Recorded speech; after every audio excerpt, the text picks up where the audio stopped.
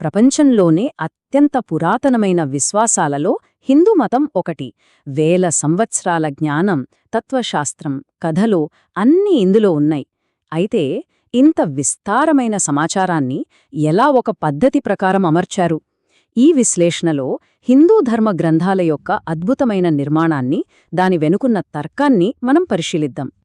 ఈ ప్రశ్న మనల్ని నేరుగా హిందూ ధర్మం యొక్క గుండె లోతుల్లోకి తీసుకెళ్తుంది. ఇది కేవలం పవిత్ర గ్రంథాల యొక్క యాదృచ్ఛిక సమాహారం కాదు. ఇది చాలా తెలివిగా రూపొందించిన, ఒకదానిపై ఒకటి ఆధారపడిన 4 అంచెల వ్యవస్థ. ఇది మనకు దైవిక సత్యం నుండి రోజువారీ జీవితం వరకు మార్గనిర్దేశం చేస్తుంది. ఈ నిర్మాణాన్ని మనము ఒక పిరమిడ్లాగా ఊహించుకుందాం. ఆ పిరమిడ్ శిఖరాగ్రంలో స్వచ్ఛమైన, మార్పులేని దైవిక మూలం ఉంటుంది. మనమలా కిందకొస్తున్న కొద్దీ ఆ ఉన్నతమైన సత్యాలు మానవ అవగాహన కోసం, ఆచరణ కోసం మరింత సులభంగా మారుతాయి. ఈ 4 అంచెలే శృతి, స్మృతి, ఇతిహాసం మరియు పురాణాలు. సరే, మన ప్రయాణాన్ని ఆ పిరమిడ్ శిఖరం నుండి మొదలుపెట్టదాం. అదే శృతి. ఇది హిందూ ధర్మానికి సంపూర్ణమైన పునాది. దీన్ని మనం ధర్మానికి దైవిక రాజ్యాంగం అని కూడా పిలవొచ్చు. ఎందుకంటే మిగతావన్నీ దీని నుండే పుట్టాయి, దీని ఆధారంగానే ఉంటాయి. ఇక్కడ ఒక చాలా ముఖ్యమైన తేడాను గమనించాలి. శృతి గ్రంథాలు మనుషులు రాసినవి కావు. అందుకే వాటిని శృతి అంటారు. అంటే వినబడినవి అని అర్థం. ప్రాచీన ఋషులు తమ మనసును, ఇంద్రియాలను దాటి లోతైన ధ్యానస్థితిలో ఉన్నప్పుడు ఈ విశ్వసత్యాలను నేరుగా విన్నారని నమ్మకం. ఇది మేధస్సుతో సృష్టించింది కాదు, చైతన్యంతో గ్రహించింది. ఈ రాజ్యాంగమనే పోలిక చాలా శక్తివంతమైనది. ఒక్కసారి ఆలోచించండి. ఒక దేశం యొక్క రాజ్యాంగం దాని చట్టాలన్నింటికీ ఎలా ఆధారంగా ఉంటుందో, అలాగే శృతి హిందూ ధర్మానికి ఆధారం. మిగిలిన అన్ని గ్రంథాలు, నియమాలు, కథలు అన్నీ ఈ ప్రాథమిక సూత్రాలకు అనుగుణంగానే ఉండాలి, వాటి నుండే ప్రేరణ పొందాలి. సరిగ్గా ఈ కారణం వల్లే ప్రాచీన ఋషులను రచయితలు అని అనరు. వారిని ద్రష్టలు అంటారు. అంటే చూసినవారు అని. ఒక రచయిత తన మనస్సు నుండి కొత్త ఆలోచనలను సృష్టిస్తాడు. కాని ఒక ద్రష్ట అప్పటికే ఉన్న శాశ్వత సత్యాన్ని దర్శిస్తాడు లేదా గ్రహిస్తాడు. ఇది కొత్తగా కనిపెట్టడానికి, అప్పటికే ఉన్నదాన్ని కనుక్కోడానికి మధ్య ఉన్న తేడా అన్నమాట. శృతి ప్రధానంగా ఈ 4 వేదాల రూపంలో ఉంటుంది. ఋగ్వేదంలో దేవతలను స్తుతించే అద్భుతమైన శ్లోకాలుంటాయి. యజుర్వేదం యజ్ఞాలు, కర్మల కోసం అవసరమైన మంత్రాలను అందిస్తుంది. సామవేదం అదే మంత్రాలను సంగీత రూపంలో గానం చేయడానికి అనువుగా మారుస్తుంది. ఇక అథర్వణవేదం ఆరోగ్యం, సమాజం, రోజువారీ జీవితానికి సంబంధించిన మంత్రాలను కలిగి ఉంటుంది. ఇవన్నీ కలిసి విశ్వం యొక్క సమతుల్యతను కాపాడటానికి పనిచేస్తాయి. కాబట్టి మన దగ్గర ఇప్పుడొక దైవిక రాజ్యాంగం ఉంది. చాలా బాగుంది. కాని దాన్ని నిజ జీవితంలో, ఎప్పటికప్పుడు మారుతున్న సమాజంలో ఎలా అమలు చేయాలి? పిరమిడ్లోని 2వ అంచె అయిన స్మృతి ఇక్కడే మనకు ఉపయోగపడుతుంది. స్మృతి అంటే గుర్తుంచుకోబడినది అని అర్థం. శృతి శాశ్వతమైనది, మార్పు లేనిది. అయితే స్మృతి మారుతున్న కాలానికి, ప్రదేశానికి అనుగుణంగా ఉంటుంది. ఇది శృతిలోని శాశ్వత సూత్రాలను తీసుకుని వాటిని ఒక నిర్దిష్ట కాలంలో ఎలా ఆచరించాలో వివరించడానికి గొప్ప ఋషులు రచించిన గ్రంథాల సమాహారం. ఈ స్లైడ్ శృతికి, స్మృతికి మధ్య ఉన్న కీలకమైన వ్యత్యాసాన్ని చాలా స్పష్టంగా చూపిస్తుంది. శృతి దైవికమైనది, మార్పులేనిది. ఇది ఏమిటి అనే ప్రాథమిక సత్యాన్ని చెబుతుంది. మరోవైపు స్మృతి మానవ ఋషులచే గుర్తుంచుకోబడింది. ఇది అనుసరణీయం. మరి ఆ సత్యాన్ని ఎలా ఆచరించాలో వివరిస్తుంది. చెప్పాలంటే ఒకటి కంప్యూటర్ యొక్క సోర్స్ కోడ్ అయితే మరొకటి యూజర్ మాన్యువల్ లాంటిది అన్నమాట. ఈ వాక్యం విషయాన్ని సంపూర్ణంగా సంగ్రహిస్తుంది.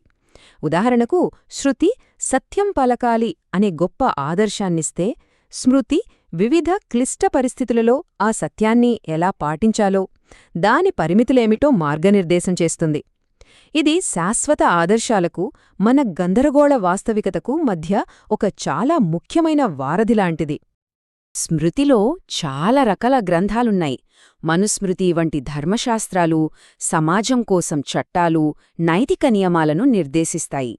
గృహ్యసూత్రాలు, శ్రౌతసూత్రాలు వంటివి ఇంట్లో, బయట చేసే ఆచారాల కోసం నియమాలను అందిస్తాయి. ఇక షడ్దర్శనాలు వాస్తవికత, జ్ఞానం మరియు ముక్తి యొక్క స్వభావాన్ని అన్వేషించే 6 గొప్ప తత్వశాస్త్ర వ్యవస్థలను వివరిస్తాయి. సరే, నియమాలు, చట్టాలు ఒక ఎత్తు. కాని అవి నిజ జీవితంలో మానవ సంబంధాల ఒత్తిడిలో ఎలా పనిచేస్తాయి? దీనికోసం మనం పిరమిడ్లోని 3వ అంచె అయిన ఇతిహాసాల దగ్గరకు వెళ్ళాలి. ఇవి కేవలం కథలు కాదు, ఇవి ధర్మం యొక్క మహాకావ్య కేస్ స్టడీస్. ఈ ఇతిహాసాల పరిమాణం చూస్తే ఆశ్చర్యం వేస్తుంది. ఒక్క మహాభారతంలోనే 1,00,000కు పైగా శ్లోకాలున్నాయి. ఇది ప్రపంచంలోనే అతి పొడవైన కావ్యం. ఈ అపారమైన పరిమాణం మానవ అనుభవం యొక్క ప్రతి కోణాన్ని, ప్రేమ, యుద్ధం, ద్రోహం, విధి, కర్తవ్యం, త్యాగం ఇలా అన్నింటినీ చాలా లోతుగా అన్వేషించడానికి వీలు కల్పిస్తుంది. ఈ వాక్యం ఇతిహాసాల యొక్క నిజమైన ప్రయోజనాన్ని పట్టిచూపిస్తుంది. శృతి, స్మృతి, ధర్మం యొక్క థియరీని చెబితే ఇతిహాసం ఆ థియరీని ప్రాక్టికల్గా పరీక్షిస్తుంది. ఇక్కడే నైరోప్య నియమాలు, గొప్ప ఆదర్శాలు మానవ పాత్రల యొక్క గందరగోళ, సంక్లిష్ట జీవితాలలో, వారి కష్టసుఖాలలో పరీక్షించబడతాయి. ఒక రకంగా చెప్పాలంటే ఇది ధర్మానికి ఒక స్ట్రెస్ టెస్ట్ లాంటిది. 2 ప్రధాన ఇతిహాసాలైన రామాయణం, మహాభారతం ధర్మానికి 2 భిన్నమైన కోణాలను అందిస్తాయి. రామాయణం శ్రీరాముడి రూపంలో ఆదర్శవంతమైన, స్పష్టమైన ధర్మ మార్గాన్ని చూపిస్తుంది. కాని మహాభారతం మనల్ని నైతికంగా గందరగోళంగా ఉన్న ప్రపంచంలోకి తీసుకువెళుతుంది. అక్కడ ఏది సరైనదో, ఏది తప్పో తేల్చడం చాలా కష్టం. అక్కడ ధర్మం సూక్ష్మంగా, సంక్లిష్టంగా ఉంటుంది. చివరగా మనం పిరమిడ్ యొక్క పునాదికి, దాని విశాలమైన ఆధారానికి చేరుకుంటాం. అవే పురాణాలు. ఇది ధర్మగ్రంథాలలో అత్యంత సులభంగా అందుబాటులో ఉండే, అత్యంత ప్రజాదరణ పొందిన భాగం. ఇది అందరికీ అర్థమయ్యేలా కథల రూపంలో జ్ఞానాన్ని అందిస్తుంది. పురాణాలు అంటే అక్షరాల ప్రాచీన కథలు.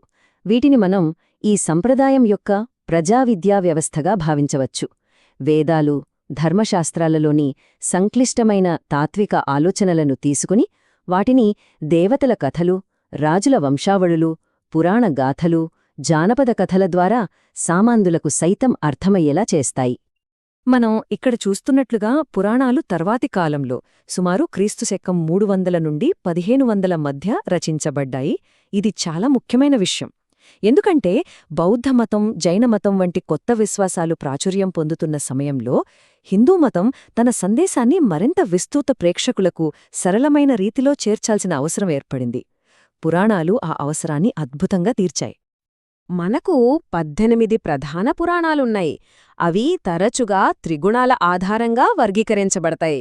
సాత్విక అంటే సామరస్యం, స్వచ్ఛత.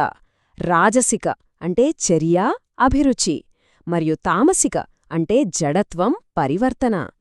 ఈ వర్గీకరణ విభిన్న మానవ స్వభావాలకు, ఆధ్యాత్మిక మార్గాలకు అనుగుణంగా విభిన్న కథలు, బోధనలను అందించడానికి సహాయపడుతుంది. పురాణాల యొక్క అత్యంత ముఖ్యమైన, ఒక రకంగా చెప్పాలంటే విప్లవాత్మకమైన అంశం వాటి సమ్మిళితత్వం. గతంలో వేద అధ్యయనానికి అర్హత లేదని భావించబడిన మహిళలు, ఇతర సామాజిక వర్గాలతో సహా ప్రతి ఒక్కరికీ ఆధ్యాత్మిక జ్ఞానాన్ని అందుబాటులోకి తీసుకురావడానికే ఇవి ఉద్దేశించబడ్డాయి. కథల ద్వారా పురాణాలు మోక్షానికి, జ్ఞానానికి మార్గాన్ని అందరికీ తెరిచాయి. సరే, మనమిప్పుడు మొత్తం చిత్రాన్ని చూద్దాం. ఈ 4 అంచెలు వేర్వేరుగా కాకుండా కలిసి ఒక జీవన, శ్వాసించే, శక్తివంతమైన సంప్రదాయాన్ని ఎలా సృష్టిస్తాయో ఒక్కసారి పునశ్చరణ చేసుకుందాం. కాబట్టి మనకు శృతి ఉంది, శాశ్వతమైన, మార్పులేని రాజ్యాంగం. దాని ఆధారంగా స్మృతి, అనువర్తనీయమైన చట్టపుస్తకం. ఆ నియమాలను పరీక్షించేతిహాసం, మహాకావ్య కేస్ స్టడీస్. చివరగా ఆ జ్ఞానాన్ని అందరికీ పంచే పురాణాలు, ప్రజా విద్యా వ్యవస్థ. ఇవన్నీ కలిసి శాశ్వత సత్యంలో పాతుకుపోయి, కాని ఎప్పటికప్పుడు మారుతున్న ప్రపంచానికి ప్రతిస్పందించగల ఒక అద్భుతమైన సంప్రదాయాన్ని సృష్టిస్తాయి. మనం మొదట్లో అడిగిన ప్రశ్నకు తిరిగి వద్దాం. ఒక సంప్రదాయం శాశ్వతమైన దానిని, నిరంతరం మారుతున్న దానిని ఎలా సమతుల్యం చేస్తుంది? హిందూ ధర్మం యొక్క ఈ అద్భుతమైన 4 అంచెల గ్రంథాలయం మనకొక లోతైన శక్తివంతమైన సమాధానాన్ని అందిస్తుంది. అదేమిటంటే, ఒక బలమైన మార్పు లేని పునాదిని కలిగి ఉండాలి, అదే సమయంలో ఆ పునాదిని కొత్త తరాలకు అర్థమయ్యేలా వారికి సంబంధించినదిగా చేయడానికి నిరంతరం అనువదించడం, కథలు చెప్పడం, వివరించడం ద్వారా దాన్ని సజీవంగా ఉంచాలి.